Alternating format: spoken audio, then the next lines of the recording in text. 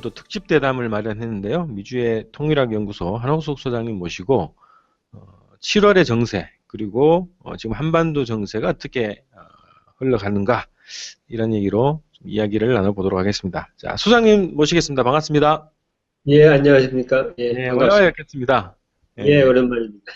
저희가 원래 계획은 한 달에 한 번 정도 모시고 대담을 좀 나누려고 했었는데 그 세월호 그 사고 이후에 저희가 한 3개월, 4개월 만에 그 소장님 모셨습니다.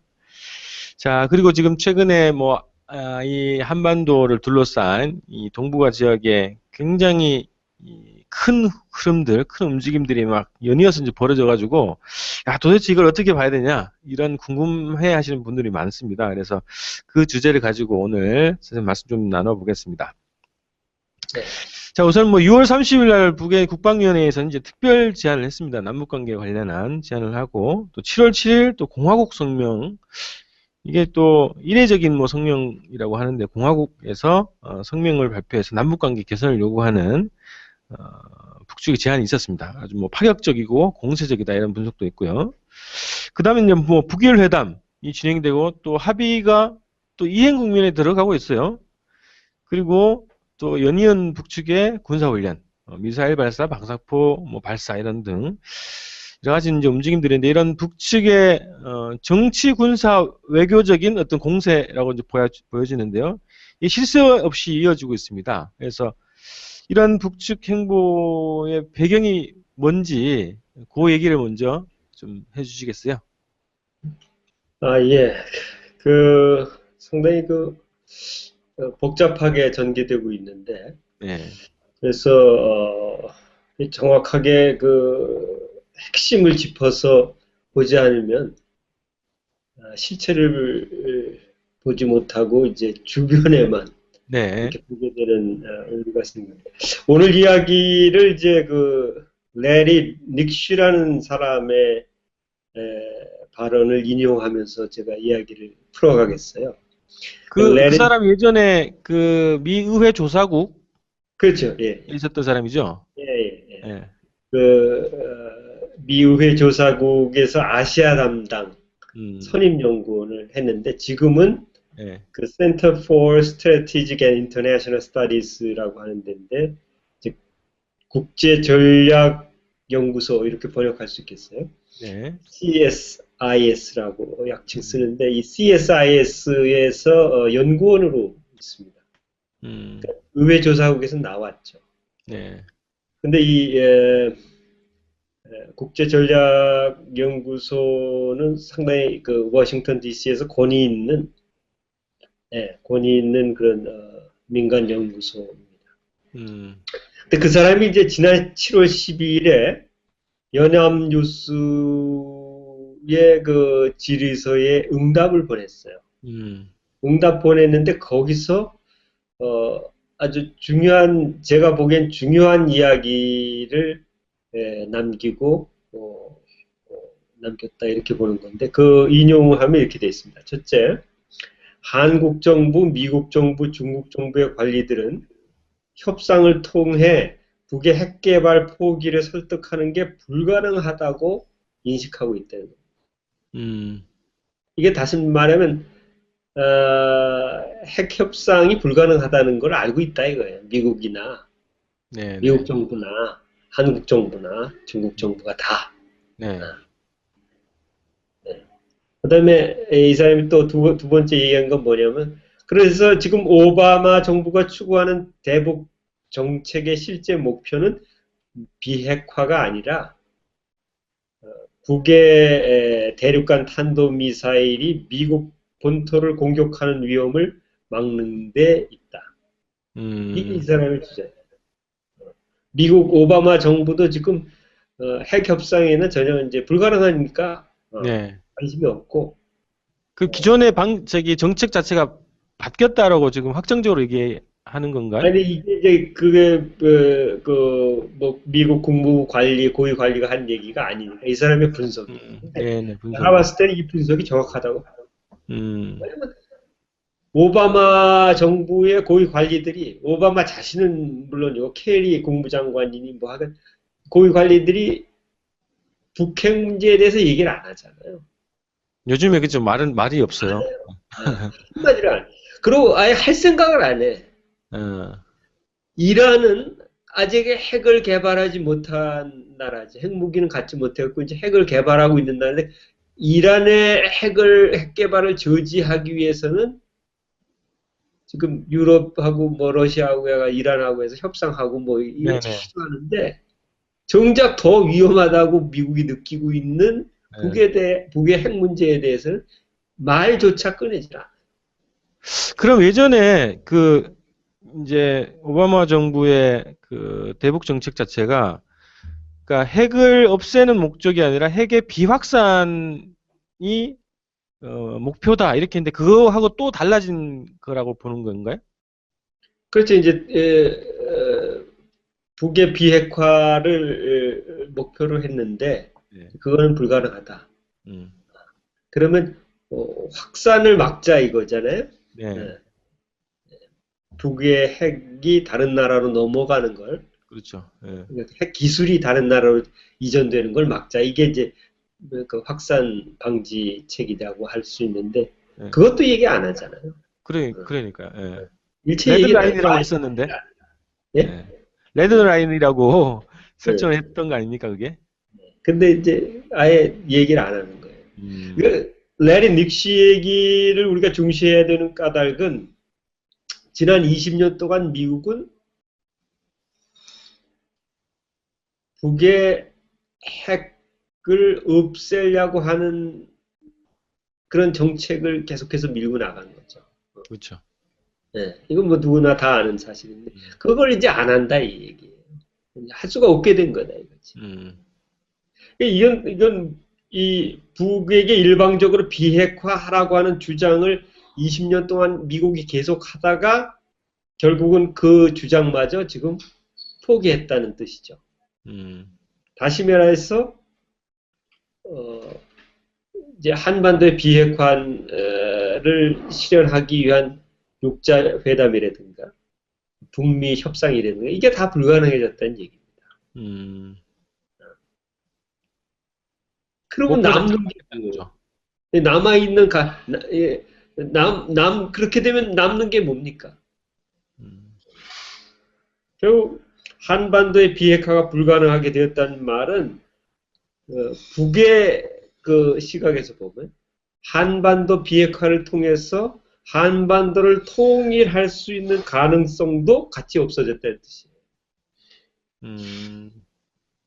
북은 한반도 비핵화를 한반도 통일을 위한 선결 조건으로 생각한 거죠. 네. 그렇죠? 네. 그래서 비핵화예요. 한반도 비핵화. 그래서 음. 한반도 전체에서 핵 위험을 다 제거하는 거죠. 그 핵 네. 위험의 실체인 주한 미국군을 철군시키는 거죠. 음. 그래야 평화 통일이, 한반도 통일이 실현될 수 있다고 본 것이 북의 시각인데, 네. 한반도 비핵화 자체가 이 레리 닉시 말에 의하면 그 자체가 불가능하다고 다 인식하게 됐으니까 북도 그렇고 음. 아니죠 미국도 그렇고 네. 남측 정부도 그렇고 중국까지도. 음. 그러니까 이거는 결국 북미 협상을 통해서 문제를 해결할 수 있는 길이 사실은 어, 이제 없어졌다고 보는 거죠. 현실적으로 불가능하게 된 거예요. 그래서 이제 오바마 정부는 대화를 안 하려고 그런 거. 대화 자체, 말 자체를 안 꺼내. 대북 정책에 대해서 아무런 언급을 하지 음. 않는 거죠.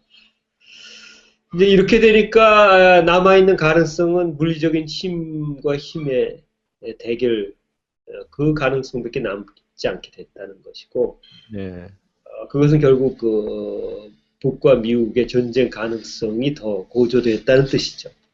네. 음. 지금 이게 이제 첫 번째 우리가 주목해야 될 문제고 두 번째로는 그럼 대안이 뭐냐 이거예요. 예. 북쪽에서 대안은 결국 강제 철군밖에 없는 거죠. 음. 미국의 대안은 북과의 군사적 대결에서 우위를 차지하면서 분단 체제를 계속 유지하기 위해서 핵 위협을 가하거나 군사적 위협을 가하거나 하는 이런 일들에 더욱 집착하게 되는 거죠. 그래서 이제 작년부터 이제 아주 그 전례 없이 미국이 전략 핵 폭격기를 한반도에 동원한다든가 네. 항모 타격단을 동원한다든가 상륙전 연습을 한다든가 또 심각하게는 한미일 3자 그 합동 군사 연습을 실시한다든가 이런 일련의 그 군사적 그 위협이 다 네. 지금 미국이 취할 수 있는 대안으로서 제시된 것다. 물론 그 이전에도 미국은 북에 대해서 핵 위협을 가하고 군사적 위협을 가하고 있었지만은 지난해부터 더 심각하게 이렇게 극단적인 형태로 위협, 북쪽에서 핵 공갈이라고 이렇게 표현하는데 그런 식의 그 극단적인 형태의 그 대북 위협적인 이런 태도를 취할 수밖에 없는 상황으로 미국이 갔다 이렇게 되는 거죠. 네. 그다음에 이제 두 번째로 우리가 생각하는 것은 미일 동맹의 변화입니다. 지금 일본의 아베 정권이 집단 자율권을 행사하겠다고 결국 날뛰고 있는데 이제 그거는 이제 미일본 자유대만 그런 게 아니라 이제 미국이 배후에서 조종하고 있고 적극적으로 추동하고 있는 거죠. 그래서 일본을 앞세워서 한반도를 재침할 수 있는 강력한 무력 증강을 추구한다. 이것이 미국과 일본의 전략이고 미일 동맹의 새로운 그런 측면을 드러내 보이고 있는 건데 네. 이런 그 변화 속에서 북에서 남측에게 더 이상 적대 행동을 하지 말고 우리 민족끼리 적대 행동하지 말고 그 자주 평화 민족 대단결 3대 원칙에 의거해서 남북 관계를 개선하자. 이렇게 강력하게 두 차례에 걸쳐서 제안을 한 겁니다. 이제 그런 배경이 깔려 있다고 봐야죠. 그 아까 말씀하셨던 것 중에 그 레리 릭시 연구원이 그 이제 주장했던 그 주장들을 보면 미국이 그러면 더 이상 북의 핵 확산 자체도 막을 수 없다 이렇게 봐야 될까요? 그 주장을? 그 사람은 뭐 핵 확산 문제에 대해서는 언급하지 않았습니다. 비핵화 네. 문제, 북의 비핵화, 이른바 네. 북한의 핵무기만 없앤다는 뜻에서 북의 비핵화를 미국이 포기했다는 식으로 네. 이제 발언을 한 건데 네. 그건 사실이라고 봐요. 근데 이제 핵 확산 문제는 북 스스로도 그 문제에 대해서는 그 부정적인 태도를 취했으니까요. 네. 크게 우려할 문제는 아니라고 봅니다. 핵 확산 문제 지금 그럼 이제 대륙간 탄도미사일 그 능력에 대한 그거를 이제 우려하고 능력 확산을 우려하고 그거를 막기 위한 것에 목표를 두고 있다 이렇게 주장을 한 거잖아요. 그렇죠. 근데 이게 보통 이제 그런 것들을 저지하기 위해서라도 군사적으로 불가능한 상태라면 대화를 통해서 그런 거를 어떤 풀 여지가 있어 보이는데 그런 얘기는 없는 건가요? 협상을 통해서는 불가능하다고 본 거니까. 왜냐하면 자기네들이 알아요. 이제 미국 오바마 정부가 그 이전부터 역대 정부가 클린턴 정부도 그랬고, 그 다음에 부시 정부도 그랬고, 지금 오바마 정부도 그랬고, 3대째 계속 3세대에 걸쳐서 내려오는 미국의 정부가 다 북이 요구하는 바를 알아요. 북이 철군 문제를 요구하는 거다. 이거 다 알죠. 네. 그래서 계속해서 그걸 회피하려고 했었고 이제 북에 대해서만 비핵화하라고 억지 주장을 하다가 그걸 결국 포기했다는 뜻이죠. 그 지금 남북 협력 제안하고 뭐 물론 어제 아시안 게임 뭐 응원단이나 선수단 파견 문제 관련 실무회담이 뭐 파탄이 났습니다만 어쨌든 남북 협력을 적극적으로 제안하고 있고 그것도 미사일 발사 훈련이 또 이어지고 있습니다. 그래서 이거를 뭐 많은 언론들에서는 양면 전술 혹은 이중적인 행보다 이렇게 이제 비난하고 있습니다. 이런 입장에 대해서 또 어떻게 보시는지요? 그 뭐 두 가지 그 서로 그 상충되는 듯한 그렇죠. 그런 그게 행동이 나타난 건 사실입니다. 이제 그것을 어떻게 해석할 거냐 이건데 네. 그것을 무슨 양면 전술 뭐 이중적인 태도다 뭐 이렇게 이제 남측 언론에서 자꾸 그렇게 해석하고 있는데 난 다르게 봐요. 왜냐하면 남북 관계 개선을 요구하는 북의 대남 제안도 어, 진실이고, 그 뭐 위장으로 그렇게 뭐 위장 평화 공세를 하는 게 아니거든요. 예, 사실이고 또 북에서 말하는 조국 통일 대전을 상정한 각종 군사 훈련을 계속하고 있는 것도 부인할 수 없는 사실이고. 네. 그럼 이 두 가지 문제를 어떻게 봐야 되냐? 음, 나는 그렇게 생각해요. 결국 남측 정부에게 북측이 관계 개선을 할 거냐, 음, 아니면 통일 전쟁을 할 거냐, 양자택일을 하라고 요구하는 거로 난 이렇게 해석해야 된다고 생각합니다. 네. 이중적인 태도라는 게 아니고 양자택일의 선택, 양자택일을 요구하는 걸로 이렇게 해석을 해야 정확하다고 난 생각합니다. 음, 왜 그렇게 보냐면 2015년 내년이죠. 네. 내년 2015년을 앞두고 북이 남측 정부에게 관계 개선을 할 건가 아니면 통일 전쟁을 할 건가 둘 중에 하나를 선택하라. 이렇게 양자택일을 요구하고 있다고 보는 거죠. 그러니까 내년을 어떻게 그 보고 있다고 보시는 거예요? 내년을 목표로. 2015년은 이제 일제 식민지에서 해방된 지 70년 네. 되죠. 내년 8.15가. 네. 그 다음에 내년 10월 10일은 북에서 중시하는 그 당창건 70주년 기념일이에요. 네. 그러니까 이제 그 순전히 이제 추정을 하는 건데 70년 동안 분단이 계속됐고 음, 예. 또 당을 창건한 지 70년이 됐는데도 아직 분단을 극복하지 못했고 음, 그런 그 분단 체제 속에서 이 살아온 이 민족의 이 통일 문제를 2015년이라는 중대한 계기에 어떻게든지 해결하면서 통일의 결정적인 국면을 열어놔야 된다는 거. 이것이 지금 2014년 올해 북측이 지금 굉장히 중시하고 있는 그런 문제라고 나는 생각합니다. 그래서 박근혜 정부에 대해서 양자택일을 요구하는 것도 그런 관점에서 다시 말해서 2015년을 앞두고 양자택일을 하라고 요구하는 게 아닌가. 그래서 이 전례 없는 그런 그 대남 제한 형식도 취했고 또 네. 전례 없는 방식의 기습 타격 훈련을 지금 계속하고 있잖아요. 한국군이 도저히 대응할 수 없는 수준의 기습 타격 훈련을 하고 있어요. 군사적으로.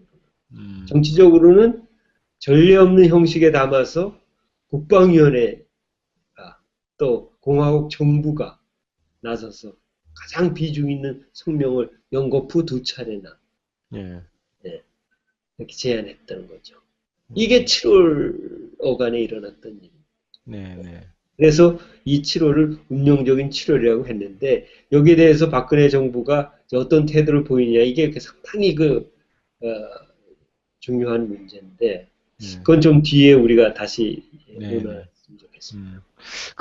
뭐 미사일 발사 훈련이라든가 이런 훈련들 자체가 한미합동 군사 훈련, 또 미국의 군사적 압박에 대한 대응 차원의 성격도 있지 않을까요?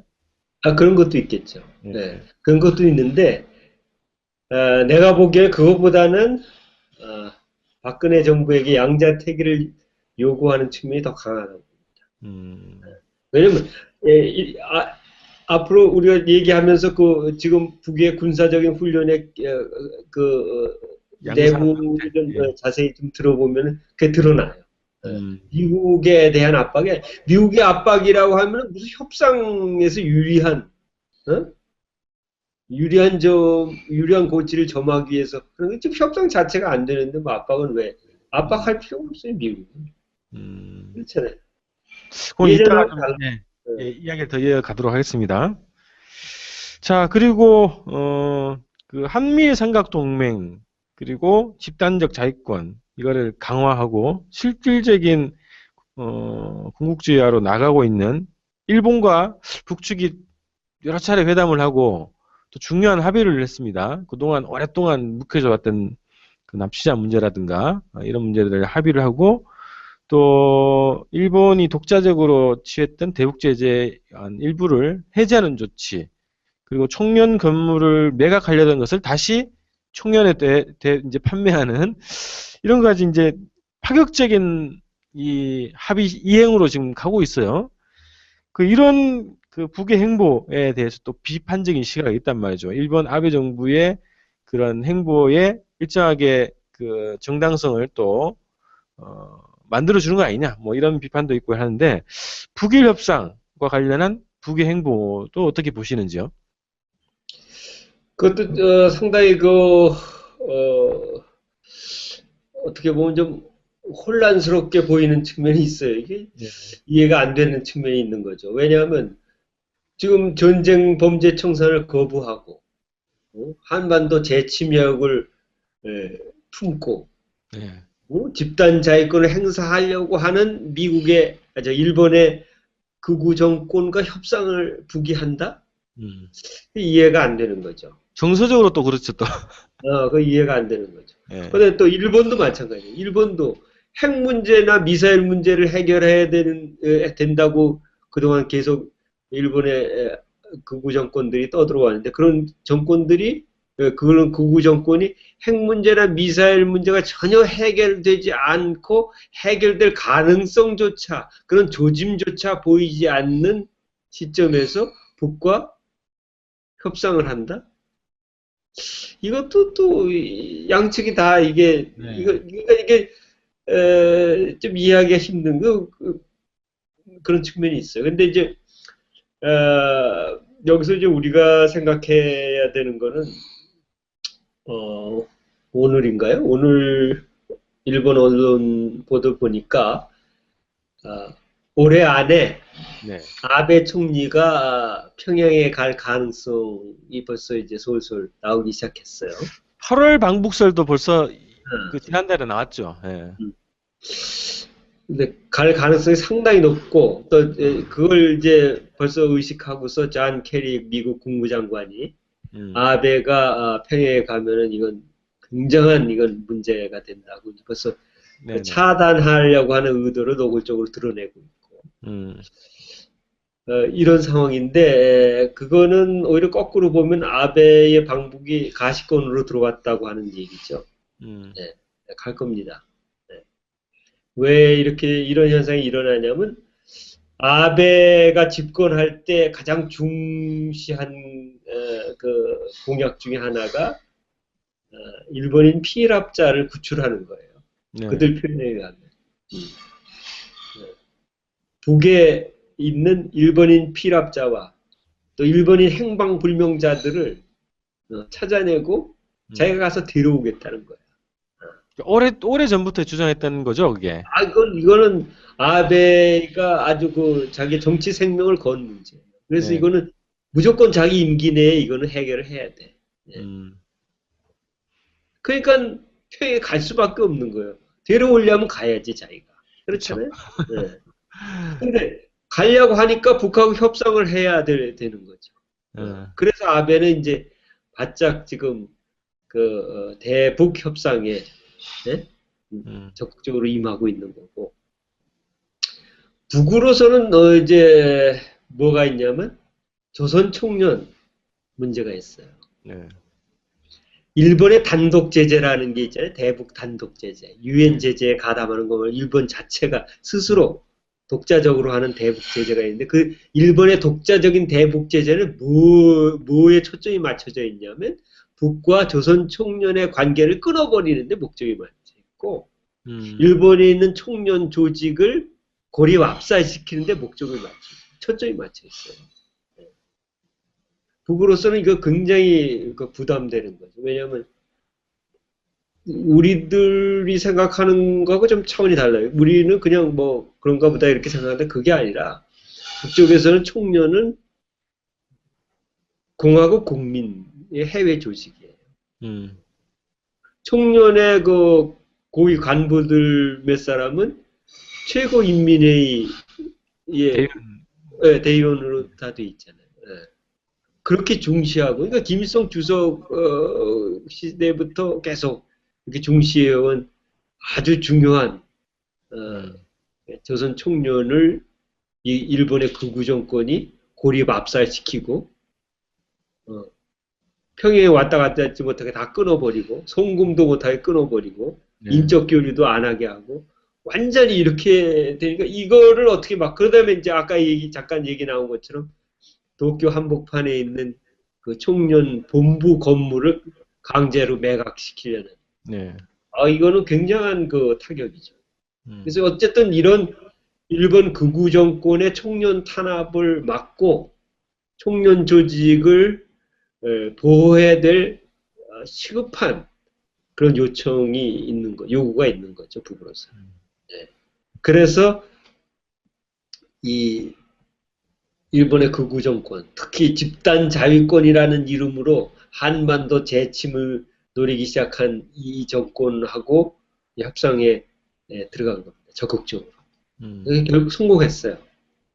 성공했어요. 이건 딱 양쪽이 맞물려져 있는 측면이 있기 때문에 이건 뭐 실패할 수가 없게 돼 있는 거죠. 성공했어요. 그래서 이제 아까 얘기한 것처럼 이제 부분적인 해제를 벌써 했고 북쪽에서는 한 걸음 더 빨리 피랍자들과 행방불명자들 자체적으로 조사했어요.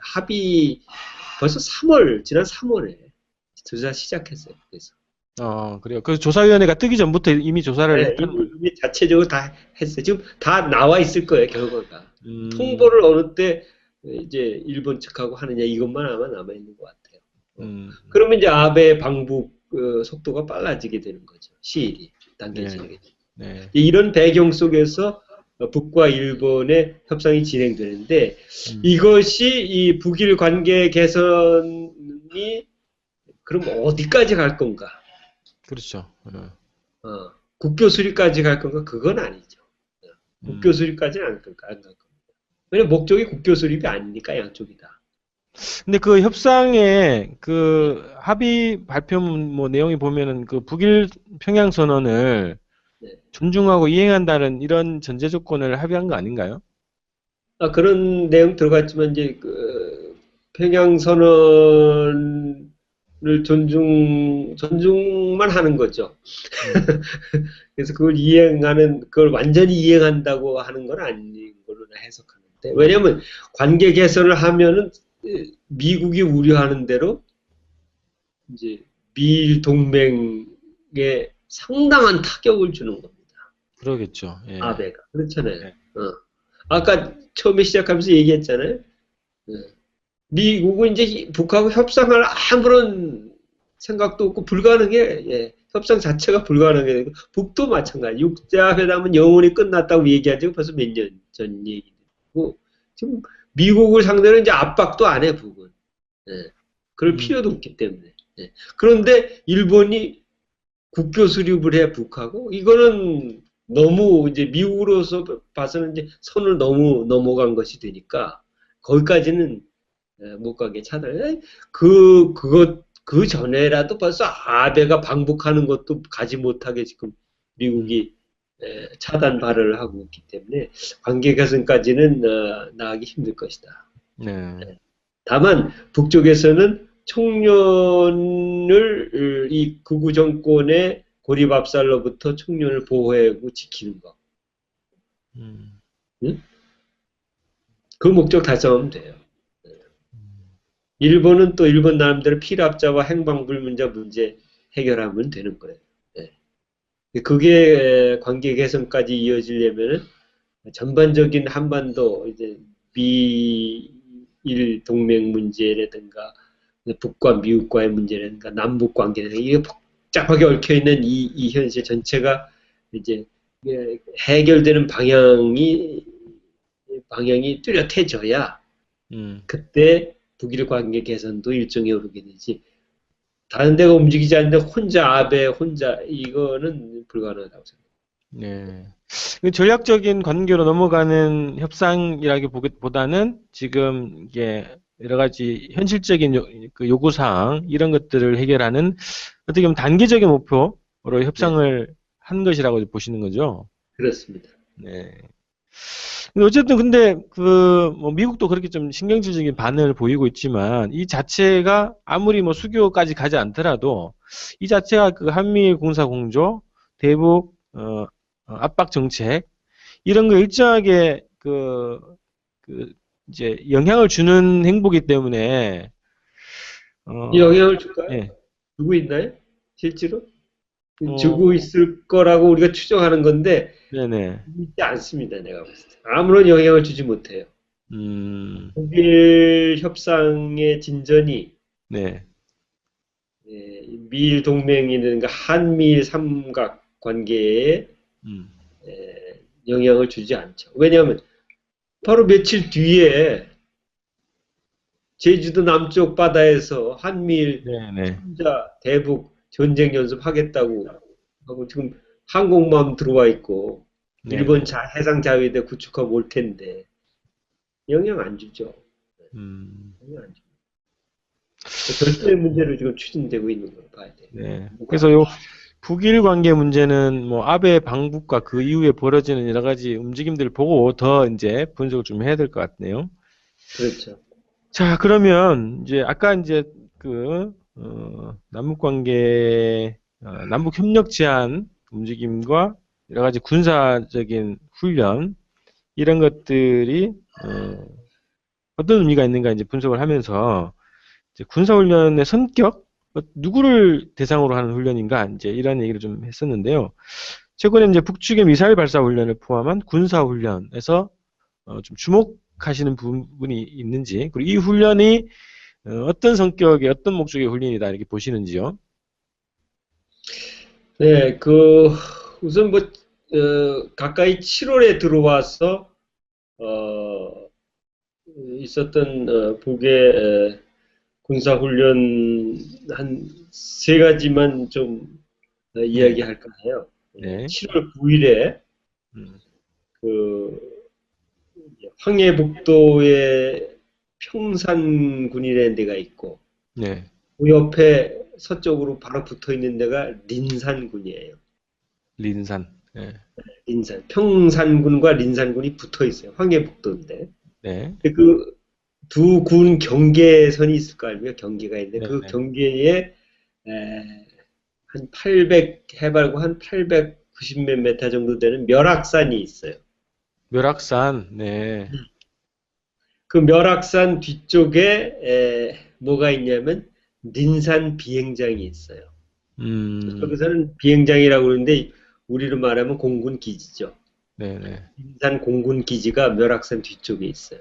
음, 왜냐하면 남쪽에서 공격하기 어렵게 산 뒤에 이제 그런 거 배치했는데 음, 그 린산 비행장 인근에서 새벽 4시 그 20분 뒤인 새벽 4시 20분에 각각 전술 탄도 미사일을 한 발씩 쐈죠. 7월 음, 9일 새벽에. 네, 네, 신문 보도 통해서 아셨을 텐데 누가 쐈냐면 북측 그 다음날 북측 언론에서 밝힌 바에 따르면 조선인민군 전략군 서부 전선 타격 부대가 쐈다는 겁니다. 네네. 그전에는 전략 로켓군이라고 이렇게 이름을 붙였는데, 그렇죠. 예. 네. 어느 때부터인가 갑자기 로켓 자가 빠지면서 전략군으로 바뀌었어요. 음, 그, 그 군대 명칭이 바뀐 시점 제가 정확하게 모르는데, 예. 전략 로켓군에서 로켓 자가 빠지고 전략군이 라는 명칭으로 개칭이 됐고, 작년까지도 로켓군 아니었나요? 그죠? 네, 근데 올해 들어와서 아마 음, 그 전략군으로 명칭이 바뀐 것 음, 같습니다.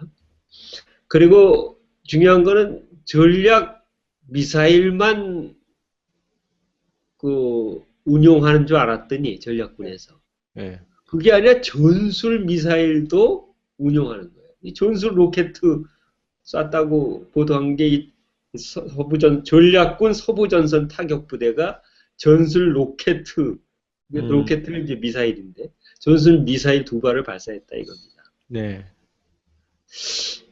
그러니까 그때는 나는 조선인민군 전략군은 전략 미사일만 운용하는 줄 네. 알았어요. 그게 네네. 아니라 전술 미사일도 사거리가 짧은 음, 전술 미사일도 운용하고 있어요.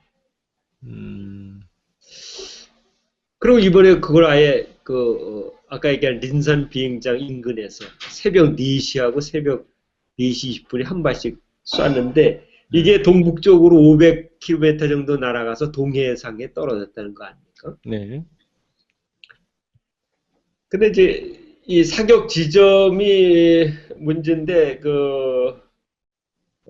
사격 지점은 그 린산 비행장 인근이 어디쯤 되냐면 서울시청 앞 잔디광장에서 네. 뒷선 거리로 104km 떨어진 거예요. 104km. 104km.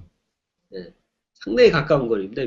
미사일 부대의 거리 감각으로 104km는 그냥 코앞이야. 네네. 예, 가까운 거리입니다. 개성하고도 뭐 이렇게 개성에서 20km 정도 얘기 그렇게 표현되던데. 그거는 이제 그 다음에 네. 13일 날, 음, 7월 13일 날 또 두 발을 쏜 것은 더 남쪽으로 내려와서 쏜 겁니다. 네. 예. 네네. 그거는 이제 개성에서 북서쪽으로 10km 떨어진 지점에서 새벽 1시 20분과 1시 30분에 전술 탄도 미사일 두 발을 쐈습니다. 이거는 나흘 뒤에 있던 일이에요. 네. 그러니까 린산 비행장에선 7월 9일, 음, 개성 서북쪽 10km 떨어진 지점에서는 10월 13일. 둘 다 새벽 시간이야. 깜깜한. 새벽 음, 1시쯤 아니면 새벽 4시쯤에 쏜 거예요. 네. 근데 눈길을 이제 눈길이 닿는 관심이 닿는 데가 뭐냐면 이 사격 시간이 말이에요. 네. 7월 9일에는 4시에서 4시 20분, 4시 한 발 쏘고 4시 20분에 한 발 쐈는데 음, 7월 13일에는 1시 20분에 쏘고 1시 30분에 쐈어. 그러니까 연속 사격 시간이 20분에서 10분으로 줄어든 거죠. 네. 그렇죠? 네. 네네. 10분 만에 쏴버려서 개성 서북 쪽에서. 음, 그 개성 서북 쪽에서 쏜 이 미사일도 똑같은 미사일이었기 때문에 동북 방향으로 500km 정도 날아가서 동해에 떨어진 거죠. 그죠? 네. 음, 근데 그 개성 서북 쪽은 서울시청 앞 잔디광장에서 68km 떨어진 지점입니다. 네, 네, 네. 68km는 이거 아주 진짜 코앞이라고 생각되는 거예요. 미사일 그 거리 감각으로 하면. 음, 나흘 동안 사격 지점이 서울 쪽으로 36km 더 남아시킨 거죠. 그쪽에서. 네. 그래서 이제 중시하는 건데 여기서 이제 점점 그 사격 지점을 음, 린산 비행장에서 개성 서북 쪽으로 36km나 더 남하해서 쏘는 거죠. 이게 여태껏 역사상 이제 서울에서 가장 가까운 최근거리에서 네. 미사일을 발사한 사례로 기록된 겁니다. 음, 만약 미국에 대한 무슨 군사행동이었다면 이렇게 하지 않습니다. 그죠? 예, 동해에서 발사하거나, 네. 동해로 항모 타격단이 들어오니까. 예. 근데 이거는 서울 쪽을 향해서 그냥 바짝 다가가면서 지금, 미사일 기습 발사 연습을 실시하고 있는 거죠. 대개 이제 이 탄도미사일의 비행 속도는 마하 7 정도 됩니다. 그러니까 음속의 7배 정도의 빠른 속도로 날아가게 되는데,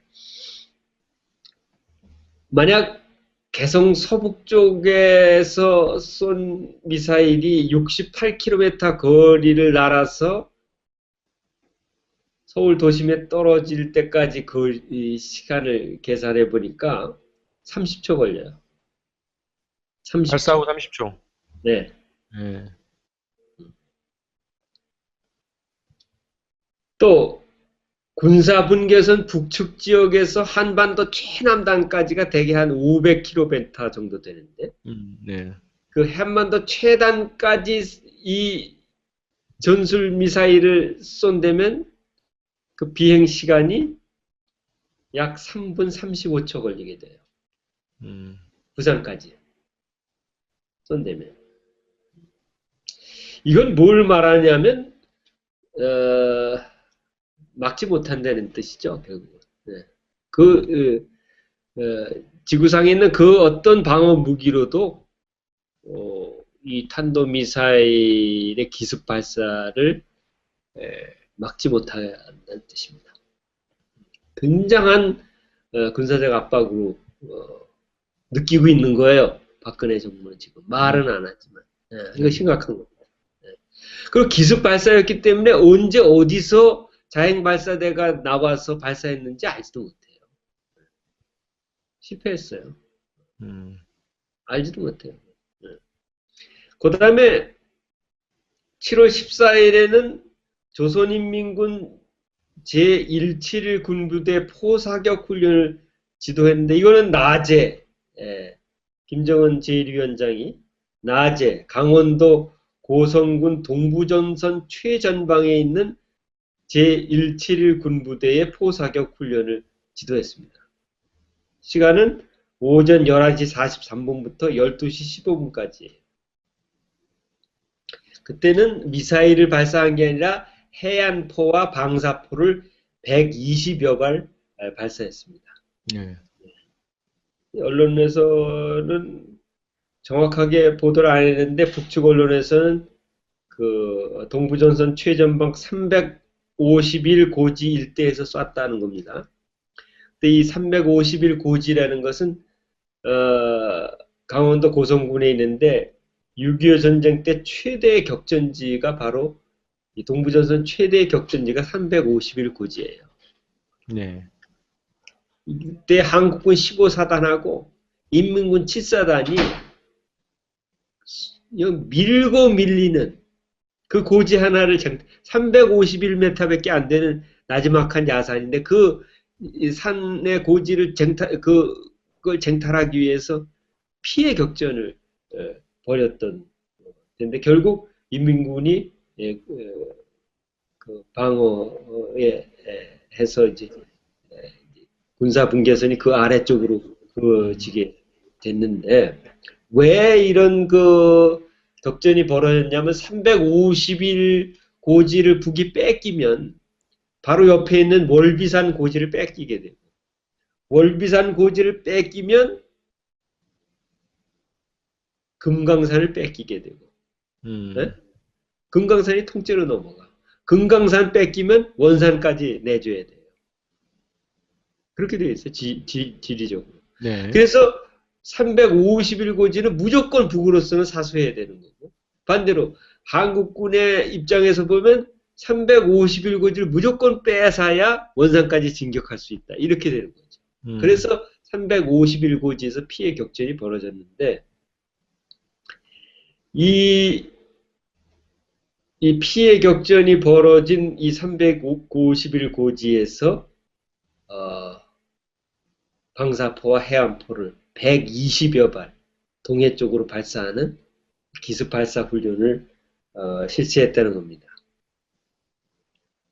근데 이제 이게 비무장지대 북측 경계선에서부터 발사 지점까지 1.5km밖에 안 돼요.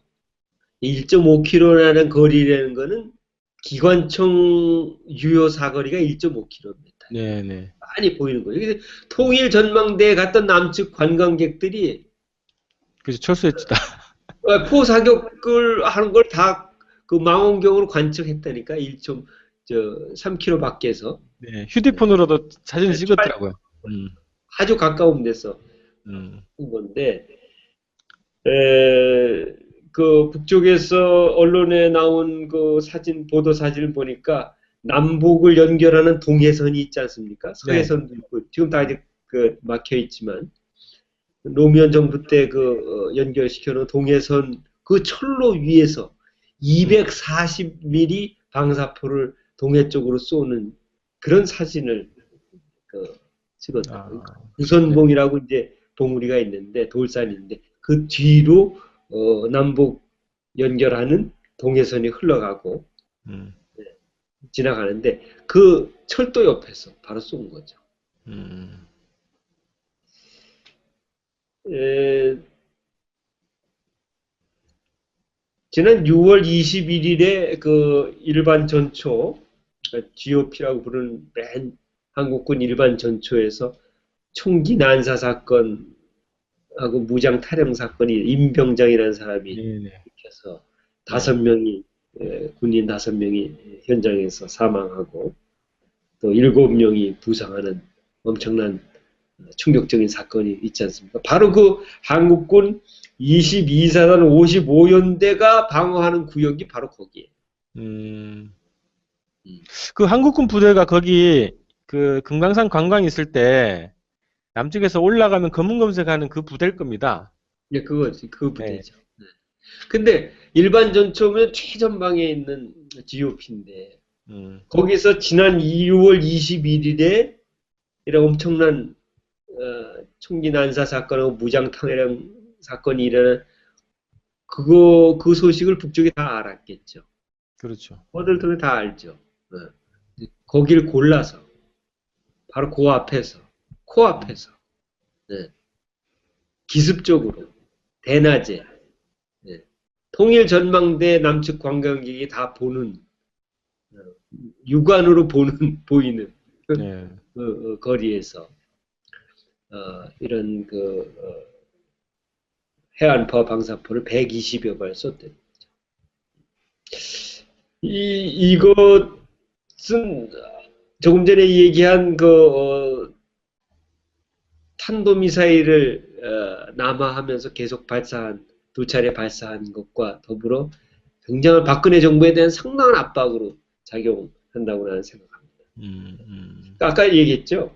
네. 우리가 이 대담을 시작하면서 처음에 얘기한 것처럼 지금 북에서는 박근혜 정부에게 운명적인 7월에 관계 개선의 길로 갈 건가 아니면 통일 전쟁의 길로 갈 건가 양자택일 하라는 요구를 이렇게 강력하게 하고 있다고 난 생각합니다. 7월 달에 지금 현재 국면으로 보면 네. 뭐 북한 유엔 인권 사무소를 뭐 한국에 두겠다 이런 것도 결정한 상황이고 그리고 아시안 게임에 참가하는 선수단과 응원단 문제를 위한 실무회담도 지금 뭐 파탄이 나 있고 네. 또 북측에 대해서 연일 강경 대응하겠다 이런 입장을 연일 이제 쏟아내고 있는 상황인데 7월 달을 이렇게 보내게 되면 8월에 또 한미합동 군사훈련이 또 벌어지지 않습니까? 그렇습니다. 이런 시기로 이제 접어들게 될 텐데 앞으로 좀 어떻게 전개가 될 것일까요? 박근혜 정부는 관계 개선 의지가 없습니다. 명백합니다. 네. 관계 개선 의지를 전혀 갖지 않았습니다. 관계 개선을 하게 되면 남북 관계 개선을 하게 되면 6.15 공동선언과 14선을 당연히 이행해야 되는 단계로 들어가야 되니까. 네. 6.15 공동선언과 14선은 자체를 거부해왔기 때문에 그 전 단계인 관계 개선도 하지 않으려고 하는 거죠. 따라서 양자택일을 하라고 북쪽은 요구했을 때 당연히 관계 개선을 거부하게 되면 남는 가능성은 통일 전쟁밖에 없는 거예요. 이거 굉장히 심각한 문제입니다. 그래서 운명적인 치료예요. 양자택일에 대한 답을 해야 될 박근혜 정부가 지금 어떤 행동을 취하고 있느냐 이거죠.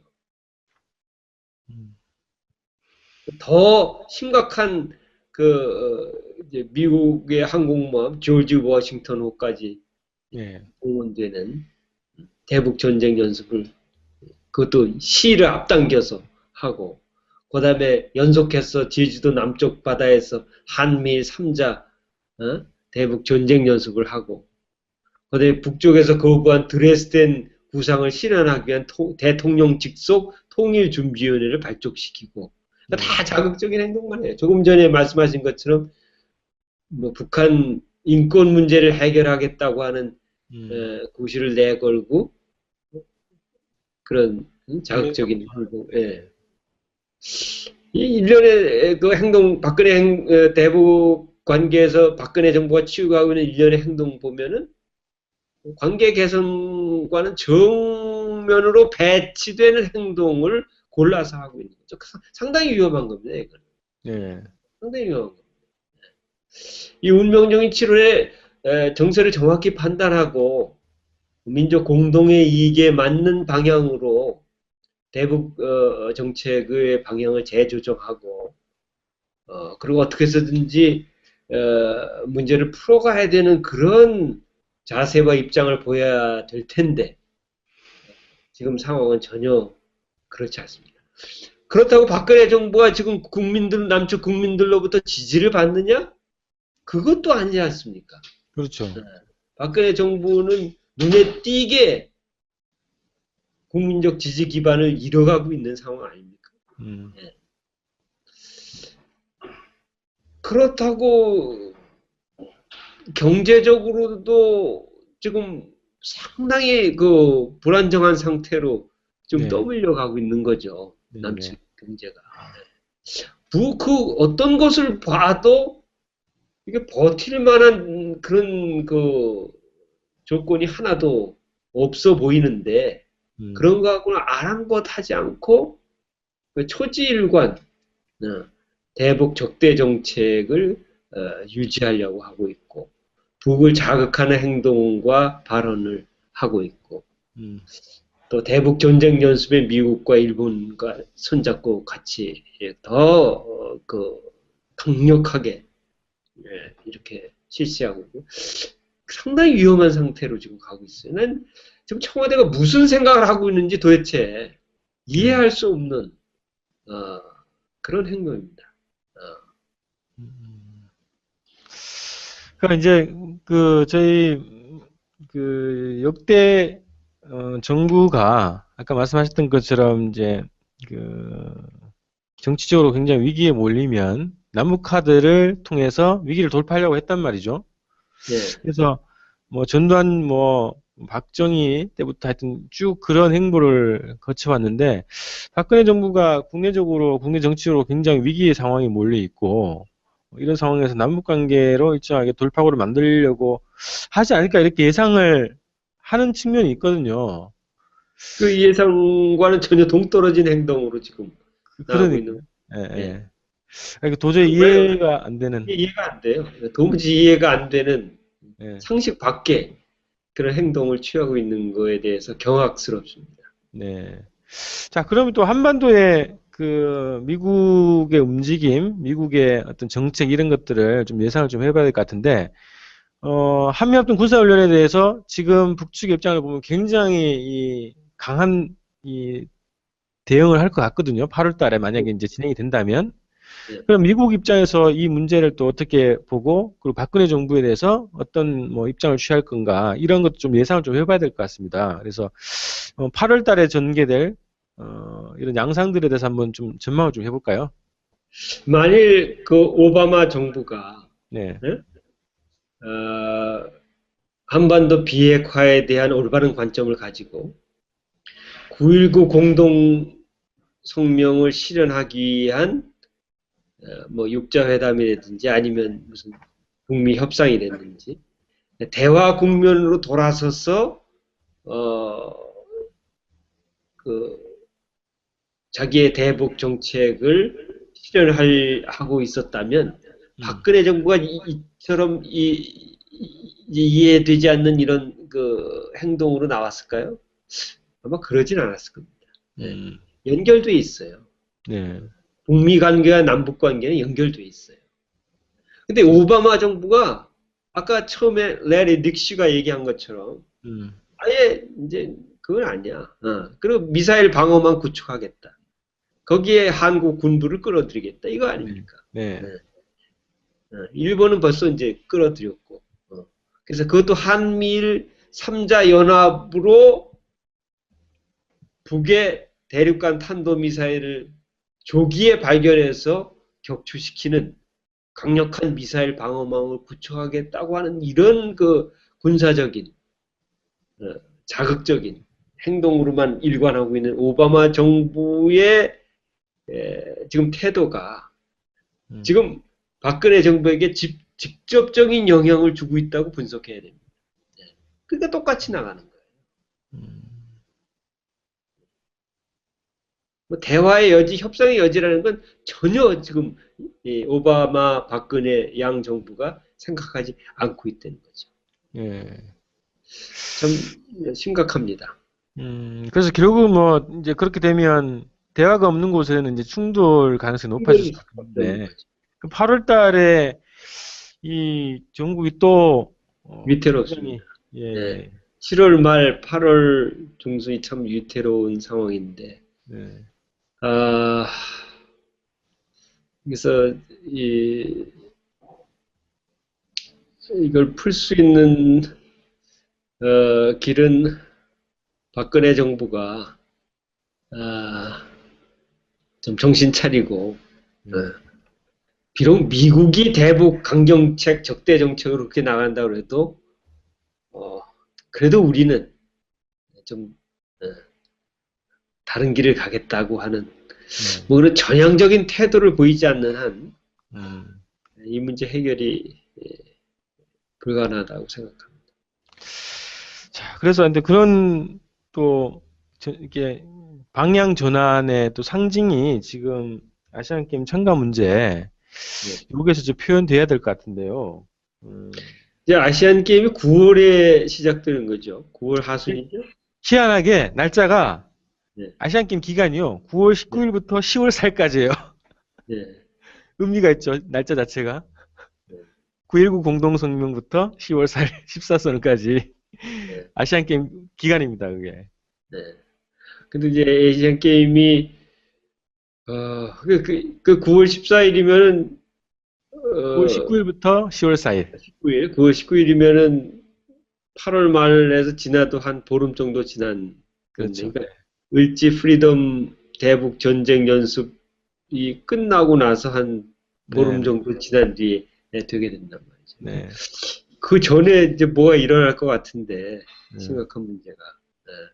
그리고 그 아시안 게임에 이제 북쪽이 그렇게 적극적으로 참가하겠다는 건 박근혜 정부를 상대로 하는 게 아니에요. 아시안 게임에 참가는 참가 음, 목적이 박근혜 정부가 아니야. 그래요. 남측 국민들이죠. 아, 남측 국민들을 만나러 오는 거지 박근혜 정부 만나러 오는 게 아니에요. 음, 음, 그렇잖아요. 예.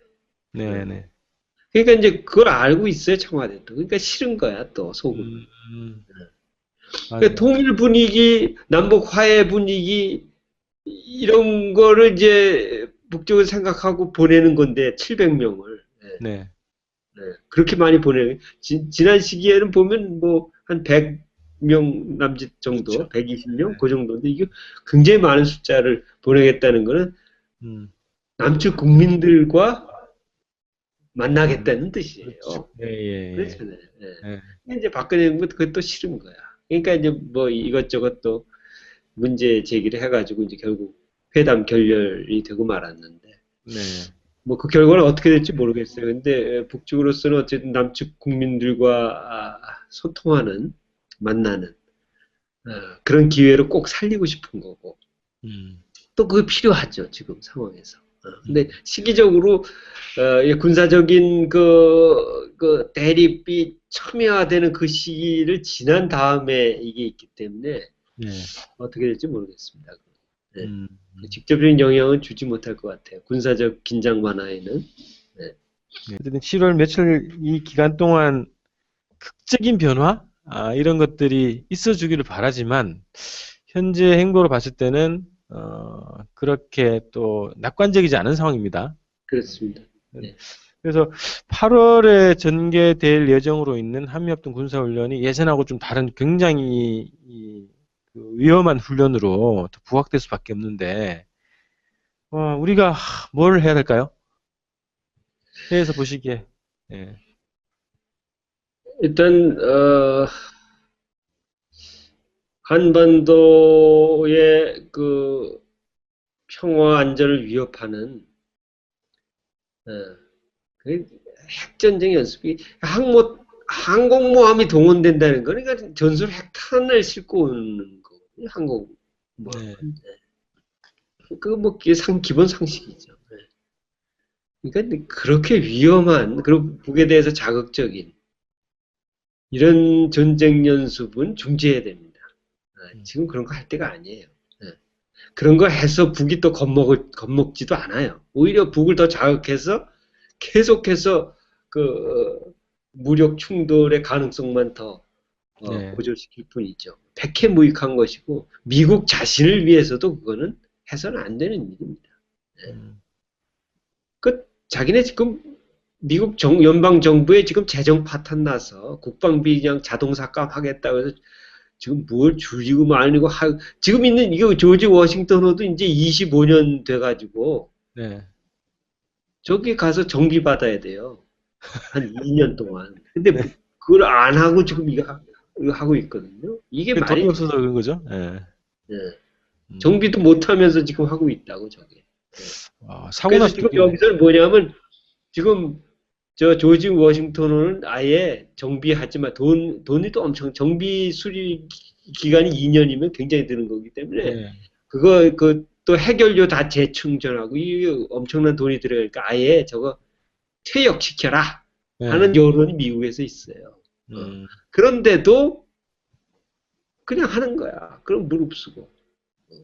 이거 비이성적인 거예요. 네. 자기네가 돈도 없어서 지금 재정 파탄에 몰리고 있으면서 하는 거야.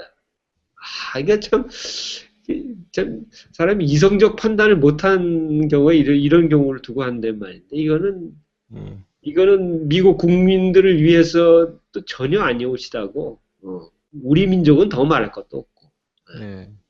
미국 국익을 스스로 해치는 자해 행위를 하고 있어요.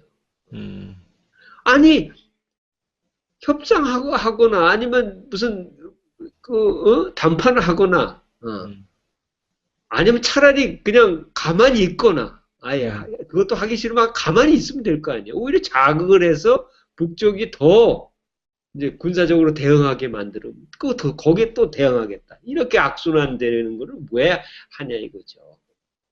자기네들 군사비도 없으면서 그러게요. 네. 그 전쟁에서 이기지도 못하면서 자기네가 뭐 이긴다 그러면 또 내가 말도 안 해. 이길 가망성도 없어 내가 봤을 때는. 또 그렇게 군사 위협을 해서 북이 겁을 먹냐? 그러면 또 모르겠는데 겁을커녕 전혀 아니오시다죠. 네. 그렇죠. 네. 동해나 서해로 들어오지도 못하잖아요. 자 남쪽 동진하에 저쪽 그 이어도 근처에서 왔다 갔다 하면서 난 이해가 안 돼요. 근데 거기에 또 박근혜 정부가 적극적으로 추종하고 있어. 아베 정부도 적극적으로 추종하고 있어. 나 이거 참 이해가 안 되는데. 박근혜 정부나 일본이나 지금 남쪽이나 다 재정적으로 어렵잖아요. 그렇죠. 네. 국가 재정도 그렇고, 그 다음에 경제적으로도 다 지금 뭐 흔들흔들 하잖아요. 음, 근데 그 많은 경비를 그런 데다가 쏟아붓는다는 거는, 이거는 이해할 수 없는 일입니다. 네. 제발 정신들 다시 차리고, 음, 우리 모두 같이 사는 길을 택해야 되리라고 생각합니다. 네. 사는 길. 네. 운명적인 7월, 한반도의 7월은 어떻게 흘러가고 있나, 이런 주제로 소장님하고 이야기를 나눴습니다. 하루하루가 굉장히 중요한 7월이고요. 또 8월을 앞두고 7월 어떻게 보내는가가 한반도의 운명에 중요한 또 영향을 미칠 수 있는 상황이라고 봅니다. 자, 오늘 이렇게 해서 나수석 소장님하고의 특집 대담 마무리하겠습니다. 소장님 수고하셨습니다. 예, 고맙습니다. 예, 감사합니다. 예, 감사합니다.